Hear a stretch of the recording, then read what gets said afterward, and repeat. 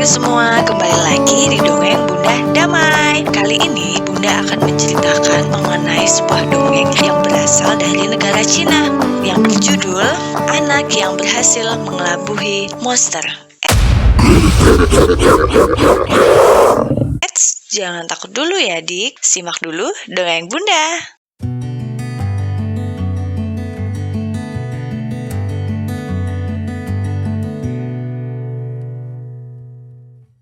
Pada zaman dahulu kala, di sebuah desa di negara Cina, ada monster yang sangat besar dan berwajah mengerikan. Suatu hari, ada seorang petani yang sedang berjalan menuju ladang singkongnya. Sesampainya di ladang singkongnya, ia amat terkejut karena singkong yang telah ia tanam rusak dan hancur karena binatang hutan. Petani itu tidak menyangka bahwa sebenarnya yang merusak ladangnya itu adalah monster yang sangat besar dan berwajah seram. Akhirnya, petani itu memiliki ide untuk mencegah binatang hutan tersebut. Ia menggali lubang yang sangat dalam agar ketika ada binatang yang memasuki ladangnya, binatang itu bisa langsung terjebak di lubang itu. Namun, belum sampai selesai Pak Tani menggali lubang, tiba-tiba monster itu mendekati Pak Tani. Hai Pak Tani, kau sedang apa? Tanya monster.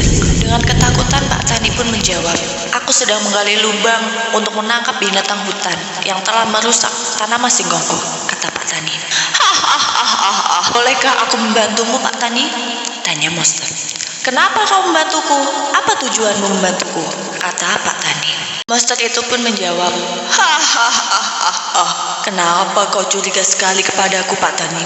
Aku hanya seorang monster yang kelaparan saat ini. Aku hanya ingin ketika aku membantumu, aku bisa berbagi binatang dengan dirimu. Jika binatang yang memasuki lubang adalah binatang jantan, itu adalah milikmu Pak Tani.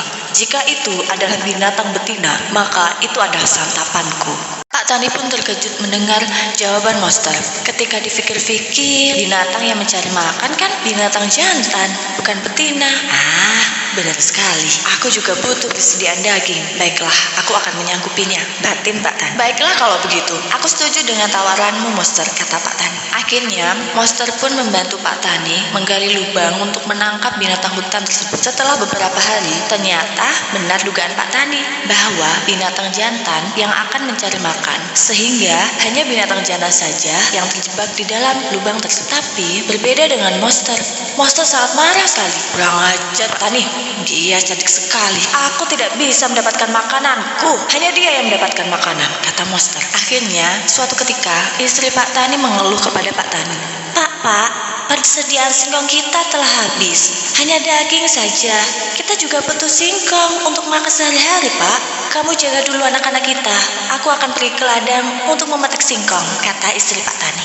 Ketika malam hari, Pak Tani pun kebingungan. Dia bertanya kepada anaknya, anakku, ibumu belum pulang juga ya? Kata Pak Tani. Belum ayah, katanya ibu tadi sedang memetik singkong, tetapi belum pulang juga. Bagaimana kalau kita susul? Kata anak Pak Tani. Pak Tani dan anaknya pun menyusul istrinya ke ladang singkong. Namun, ternyata istrinya sudah berada di lubang di mana dia menjebak binatang hutan. Kemudian, monster datang dari belakang Pak Tani. Dia tertawa terbahak-bahak.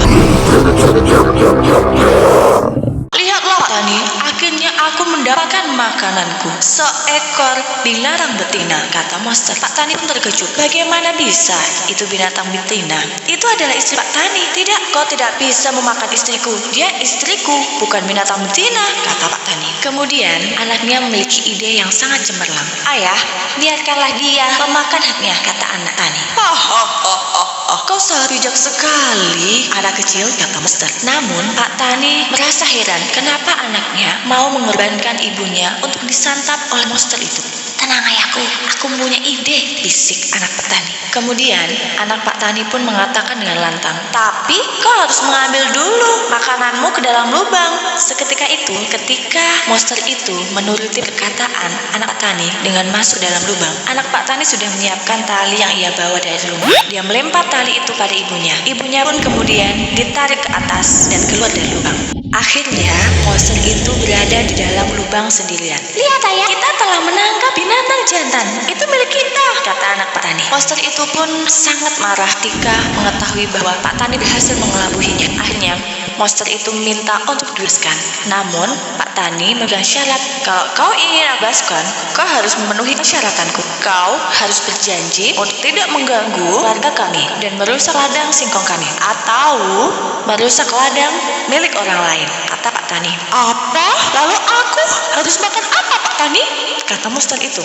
Akhirnya, anak tani pun berpikir, kau bisa saja pergi ke hutan dan mengambil binatang yang kau suka. Kau tidak perlu mengganggu kami, monster, kata anak tani. Benar juga ya adik-adik, kenapa harus repot-repot mengganggu orang lain jika kita bisa mencari sendiri. Nah, adik-adik semua, dari cerita ini kita bisa mengambil hikmah bahwa kita tidak perlu takut terhadap monster, hantu, atau hal-hal yang menakutkan. Jika kita rajin belajar, kita akan menjadi anak yang cerdik dan anak yang berguna, sehingga apapun masalah kita bisa menghadapi dengan tenang. Tentunya tidak lupa harus rajin berdoa ya kepada Tuhan agar kita selalu mendapatkan ketenangan dan perlindungan. Nah, cukup sekian ya adik-adik semua dongeng dari Bunda. Semoga dongeng ini bisa menjadi inspirasi agar kita menjadi orang yang lebih baik lagi. Sampai jumpa, salam damai.